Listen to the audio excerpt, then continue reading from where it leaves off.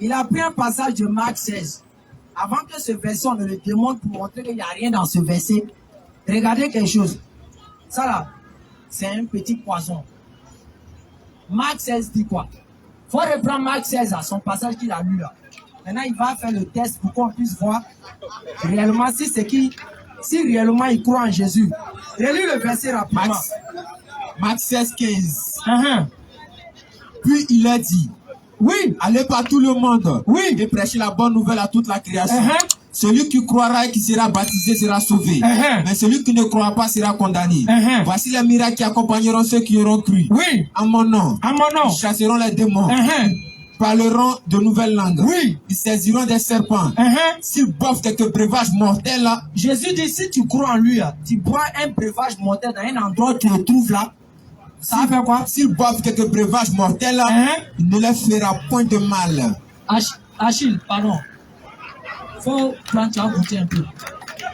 Oui, oui. Non. Faut prendre maintenant. Envoyez un verre. S'il vous plaît. Envoyez un verre. Envoyez un petit truc qui est là-bas là. En servi dedans. Ou bien tu peux prendre ça en même temps. Aïe. Aïe. Mais Jésus dit tu crois en lui, si tu prends ça, il n'y a rien. S'ils boivent, si tu bois, c'est fini. Quelques breuvages mortels, il ne leur fera point de mal. Dieu dit ça ne va rien te faire. Et puis vous savez, c'est quoi? Allez-y même sur le net. Il y a un de leurs qui a pété et ça là, aux États-Unis. Où il a pris serpent. Je sais, si vous attrapez serpent, il n'y a rien. Mais regardez, KO, mort, il est mort il y a longtemps. Serpent l'a gâté tout le visage. C'est à l'hôpital, il l'a envoyé, ça l'a tué. Donc, pour lui, c'est vous dites là, c'est du fake news. Maintenant, ce passage-là, on va démonter ça. Pour qu'on puisse quitter définitivement, pour que tu ne puisses plus répéter ça devant tes fidèles. Ça là, c'est écrit quoi? C'est écrit quoi? Donne ça d'abord à mon petit qui est là. Femme, lis d'abord l'introduction qui est là. On dit quoi, la Bible quoi? Nouveau Testament interlinéaire. Grec. Français. Continue, ouf, maintenant. Viens après de là. Le bas qui est là. Finale de Marc 16. Passage qui vient de lire et puis il fait bruit dessus là. Les propres chrétiens, il dit bien, c'est pas musulman, hein.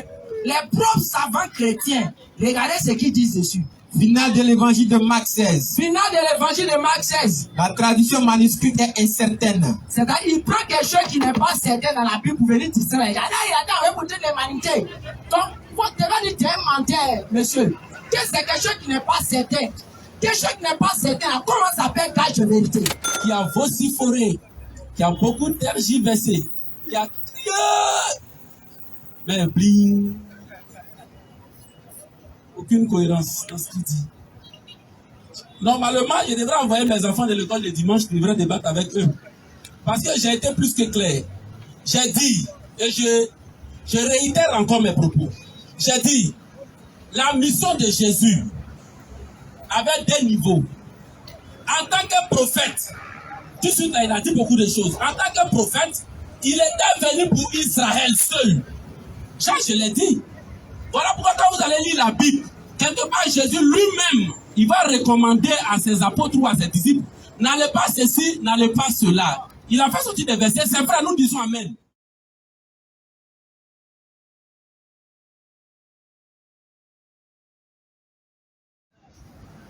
Louange au Seigneur de l'univers, créateur des cieux et de la terre.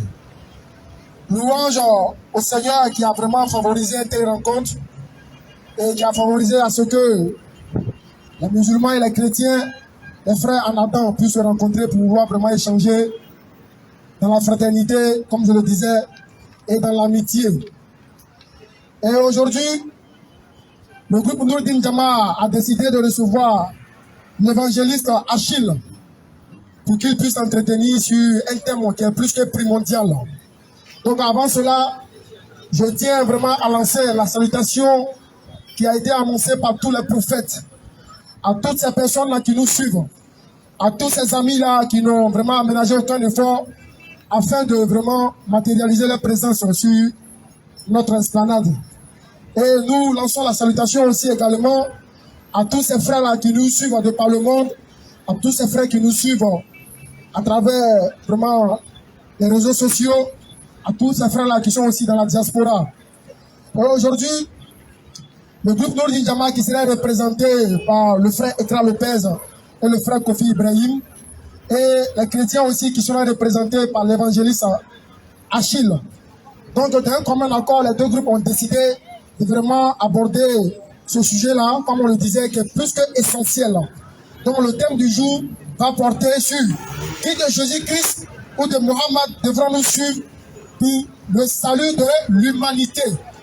Donc, cette question-là qui a vraiment suscité beaucoup d'interrogations vraiment dans nos pensées, dans nos manières de vraiment faire les choses. Donc, aujourd'hui, le musulman se pose des questions, le chrétien aussi également. On se demande, le musulman se demande, est-ce qu'en suivant le prophète Mohammed sallallahu alayhi wa sallam, il aura vraiment le salut? Le chrétien aussi se pose des questions, est-ce qu'en suivant Jésus-Christ, que la paix de Dieu soit sur lui, est-ce qu'il aura vraiment aussi de son côté le salut? Donc, étant donné que nous sommes un peu pris par le temps, on va planter le décor. On va planter le décor. Donc, comme on a décidé du timing. Donc, il y aura 5 minutes de chaque côté. D'abord, on va débuter par l'évangéliste Achille, qui va commencer 5 minutes d'introduction. Et après, on va passer la parole aux frères musulmans, qui vont aussi passer 5 minutes d'introduction. Et après, il y aura 4 fois 10 minutes de développement et 4 fois aussi 10 minutes de développement. Et après, on va terminer avec 5 minutes de conclusion et après passer aux séries de questions. Donc, sur ce, l'évangéliste Achille, 5 minutes pour votre introduction. Merci. Que la gloire revienne à Jésus. Merci, Jésus. Tout est bien fait. Merci. Merci, Maître suprême des cieux et la terre, Jésus-Christ de Nazareth, le seul vrai Dieu, le Dieu véritable, l'incommensurable, le Dieu saint des saints, l'alpha et l'oméga, le lion de la tribu de Juda, le Dieu tout-puissant, le ressuscité, à lui seul la gloire et la victoire éternellement pour des siècles des siècles. Amen. Je dis bonsoir à tout l'auditoire, shalom à tous les frères chrétiens, et salam alaikum aux frères musulmans. Comme j'ai l'habitude de le dire, les musulmans et nous les chrétiens, nous sommes des frères. Et l'histoire des débats a commencé depuis la naissance du prophète de l'islam, Mohammed. À cet effet, si ce soir nous sommes là, c'est pour essayer d'échanger. Je sais que cet échange-là ne va pas apporter définitivement la solution ou la conclusion, mais nous essayons d'échanger entre nous fraternellement. Donc, le frère Lopez et moi, nous sommes des amis, des camarades avec ses confrères dans la foi. Donc, dépassionnons surtout le débat. Il n'y a pas d'histoire entre nous. Voilà, et évitons aussi les propos injurieux à rabaisser ou à frustrer son prochain. Si c'était pour les injures, pour des propos vulgaires, quand nous lisons 2 Timothée chapitre 2, le verset 23, il est clair là-bas, et c'est l'apôtre Paul qui donne ce conseil à son fils dans la foi, Timothée, d'éviter les discussions folles, car elles envoient des querelles. Donc si on parle de cette base-là biblique, je ne serai même pas ici. Voilà, parce que à ce niveau, c'est interdit. Mais si ce soir je suis là, c'est pour véritablement apporter vraiment l'éclaircissement concernant la notion de Jésus et la notion de salut. Parce que je sais que mes frères ici qui sont musulmans, Lopez et ses frères ont beaucoup saboté la Bible en vous enseignant de manière ignorante ici, en disant des choses qui ne sont pas vraies. Voilà, et je sais que beaucoup d'entre vous ne lisez pas la Bible. Vous écoutez ou suivez aveuglément. Voilà, donc ce soir, si je suis là, on a tout le temps, on va aller mot par mot, phrase par phrase, et essayer de comprendre ce qui est véritablement dans la Bible concernant le Seigneur Jésus et le salut qu'on a en Jésus. Voilà, donc ça va se savoir, et connectez-vous, venez beaucoup, et surtout ceux qui commentent dans les commentaires, vraiment, je leur demande vraiment pardon de ne pas insulter les gens. Lopez, la fois passée, le débat que nous avons fait, voilà, j'ai suivi un peu les commentaires, mais c'est pas sérieux. Vous voyez un peu, donc voilà. Si Lopez a dit quelque chose de vrai quelque part, on doit le féliciter. Si l'évangéliste a dit quelque chose de part, on doit le féliciter. Mais on ne doit pas condamner tout comme ça aveuglément, non, c'est pas bien. Vous voyez un peu, voilà, donc il y a Dieu seul qui sauve. la religion ne sauve pas. C'est Dieu qui sauve. Sinon, tu peux être un bon musulman. Vous voyez un peu? Arrivé à un certain moment, si tu commences à trébucher dans la foi, que tu meurs, tu vas en enfer. Ou bien, si tu peux être un bon chrétien aussi, tu commences à trébucher, quand tu es dans ta foi vers la fin de tes jours, tu peux aller en enfer. Voilà, donc c'est pour dire quoi? La religion elle-même ne sauve pas, mais c'est Dieu qui sauve. C'est Dieu qui sauve. C'est pas un pasteur qui donne le salut, c'est pas un imam aussi qui donne le salut, mais c'est ta relation personnelle avec Dieu qui sauve. Donc, en toute franchise, soyons au moins sincères et véritablement vérifions les Écritures.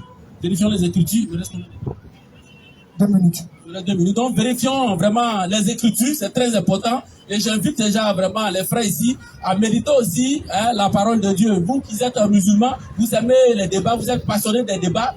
Vous aimez l'histoire de Jésus, l'histoire de Mahomet, les comparations, tout ça là, c'est très bon, mais c'est très aussi important de vérifier. Voilà, ne pas seulement se concentrer sur ce que Lopez dit ici toujours. Il peut se tromper, c'est un homme, il peut vous mentir pour que vous venez toujours. Il peut dire des choses pour vous plaire. Donc, c'est pas ça l'essentiel, c'est de vérifier les Écritures, qu'est-ce que les Écritures disent. Et par la grâce de Dieu, ça va se savoir. Je suis là pour ça ce soir, je suis prêt pour démontrer que c'est Jésus qui sauve, c'est pas Mahomet. C'est pas Mahomet qui sauve, parce qu'il est clair dans la Bible. Quand nous lisons dans Jean chapitre 3, le verset 16, la Bible dit ceci: car Dieu a tant aimé le monde, afin que quiconque croit en lui, quiconque ça veut dire n'importe qui, que tu sois américain, que tu sois asiatique, que tu sois africain, que tu sois blanc ou noir, ou tout ce que tu peux imaginer, que tu sois Jula, que tu sois Baoulé, que tu sois Bété. La Bible dit quiconque croit sera sauvé. Ils n'ont pas précisé. Quiconque croit sera sauvé. Donc par rapport à cela, et nous voyons déjà la mission de Jésus sur terre, tout ce qu'il a fait. En un mot, nous pouvons conclure qu'il est le sauveur de l'humanité. Et là déjà, c'est par rapport à l'introduction. La suite va venir dans le développement. Ça va se savoir. Approchez, venez nombreux. Nous sommes là vraiment pour nous entretenir avec vous. On n'est pas là pour les histoires. Voilà, c'est mon frère qui est là. Hormis ça, on s'appelle, hein. On s'appelle. À tout moment, on s'appelle. Voilà, ils ont volé mon portable la fois passée. Je l'ai appelé, il m'a consolé. Et par la grâce de Dieu, j'ai eu un nouveau enfant Android avant de venir. Je me suis reconnecté. C'est lui qui m'a envoyé la fiche dessus. Donc, ça vous dit que quoi, lui et moi, on est ensemble. Voilà. Donc, dépassons le débat et que la gloire revienne à notre Seigneur Jésus. Amen, amen. Merci le frère Achille. Le frère chrétien, 5 minutes. أعوذ بالله من الشيطان الرجيم بسم الله الرحمن الرحيم والصلاة والسلام على رسول الله رب اشرح لي صدري ويسر لي أمري واحلل عقدة من لساني يفقهوا قولي. Louange Allah, le maître de la vie, le maître de toutes circonstances, Allah qui nous donne le temps, le moment, l'espace pour que nous puissions méditer sur sa parole, sur ses messagers et sur ce qu'il attend de nous.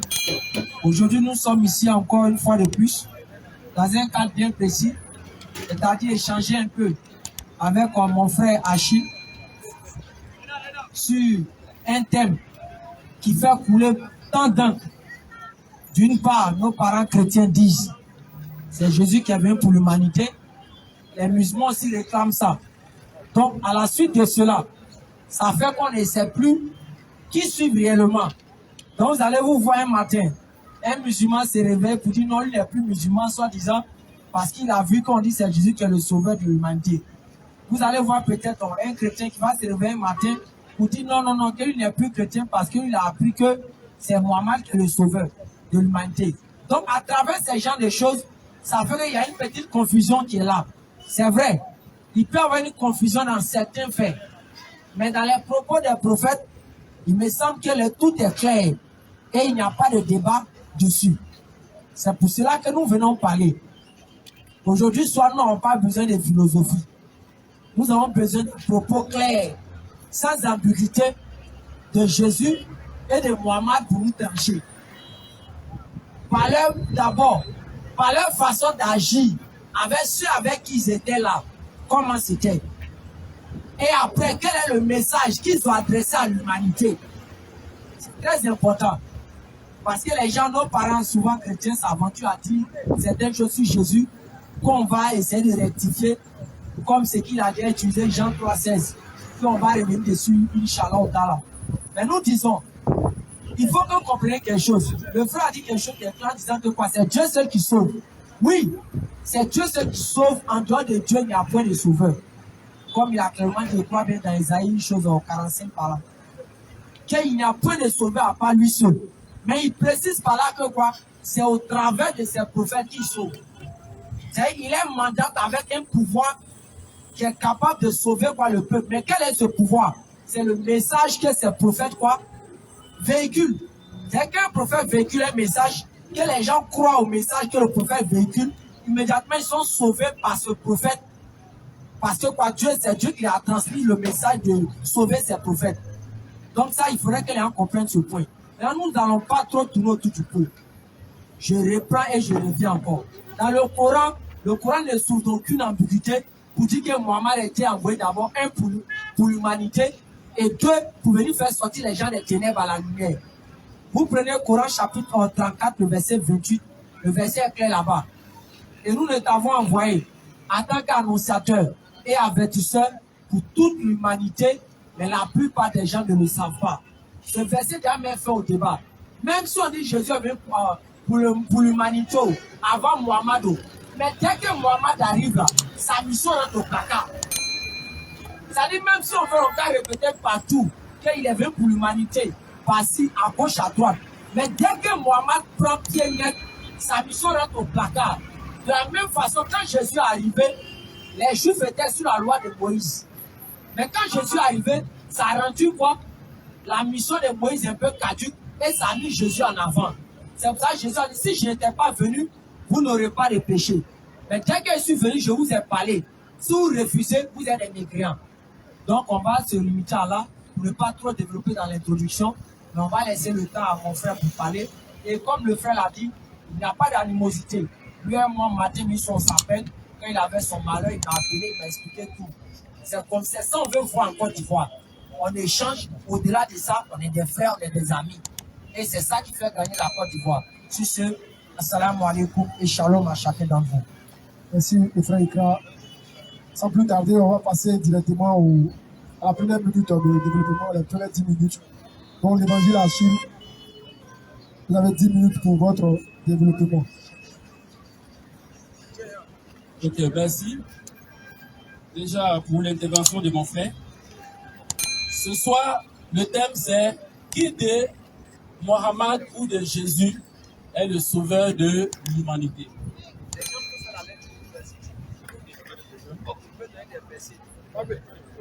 Donc, en un mot, c'est un thème véritablement qui est le centre même de l'existence de l'homme. L'homme vit et un jour doit retourner à son Créateur.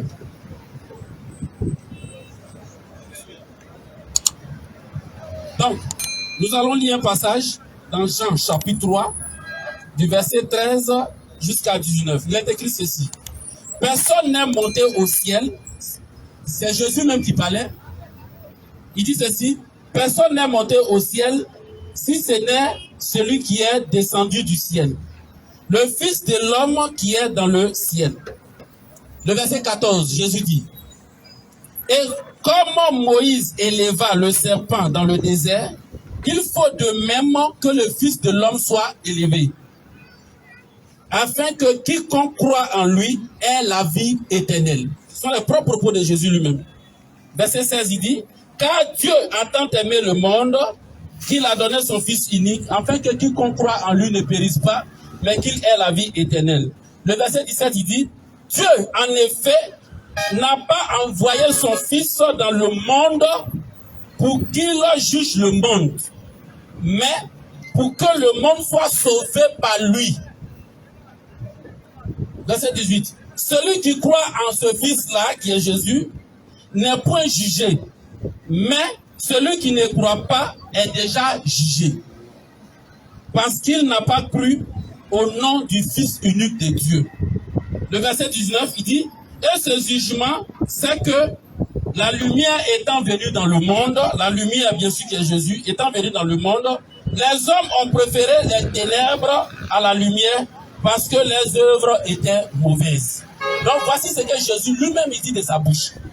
Il dit, il est venu pour sauver l'homme. Il est venu pour sauver l'humanité.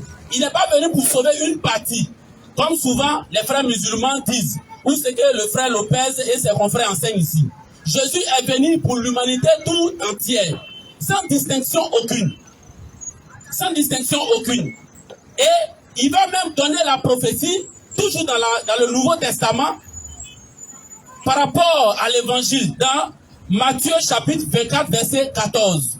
Il dit, cette bonne nouvelle du royaume, c'est-à-dire l'évangile, qui est le salut qui est en son nom là, sera prêché dans le monde entier. Et après maintenant viendra la fin.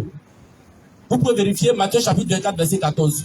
Il dit, cette bonne nouvelle là du royaume, c'est Jésus lui-même qui parle. C'est pas une parole prophétique dans l'Ancien Testament, ou bien c'est pas ses apôtres après lui. Mais c'est Jésus lui-même qui dit, la bonne nouvelle dont lui-même il est l'instigateur, dont il est venu pour accomplir, cette bonne nouvelle-là sera répandue dans le monde entier. Et après viendra la fin. Pour dire quoi? Aujourd'hui, quand nous regardons, nous voyons déjà que cette bonne nouvelle-là a déjà atteint tous les 4 points cardinaux du monde. Aujourd'hui, si vous partez en Arabie, il y a des chrétiens arabes. Si vous partez au Pakistan, il y a des chrétiens pakistanais. Seulement, ils sont en petit nombre, ils sont en minorité. Si vous partez en Asie, au Liban, il y a des chrétiens libanais. Si vous partez aussi en Chine, il y a des chrétiens chinois. Si vous partez en Inde, il y a des chrétiens indiens. En Afrique même, on n'en parle pas. Donc, tout ça pour dire quoi? Cette parole que Jésus avait dit, on voit que cela est clair. Et Jésus encore avait annoncé, toujours dans Matthieu 24, il avait annoncé des signes eschatologie. Les signes eschatologie, ça veut dire quoi? C'est un terme théologique qui veut dire la fin. La fin. Donc, aujourd'hui, les signes eschatologiques que Jésus avait annoncé, tout cela, on voit cela s'accomplir. Il dit, il y aura une guerre entre des nations, il y aura la fin, il y aura des séismes, il y aura ceci, il y aura cela. Et quand nous lisons Matthieu chapitre 24, on voit tout cela s'accomplir parfaitement. Et par-dessus tout, il dit, cette bonne nouvelle-là sera prêchée dans le monde entier. Mais bien aimé, Jésus est venu pour l'humanité. Il n'est pas venu seulement pour les Juifs. Il n'est pas venu pour les Juifs. Parce que l'Opès confond, ou du moins les musulmans confondent, ou du moins tous les débatteurs musulmans, tous les débatteurs musulmans, pardon, ils confondent les choses. Ils confondent les choses. Ils confondent Jésus venant comme prophète pour Israël, selon Deutéronome 18. Et ils confondent maintenant le salut qui est en Jésus après sa mort et sa résurrection. Donc vous allez comprendre qu'avant sa mort et sa résurrection, vous allez comprendre que son langage est différent que d'après sa résurrection.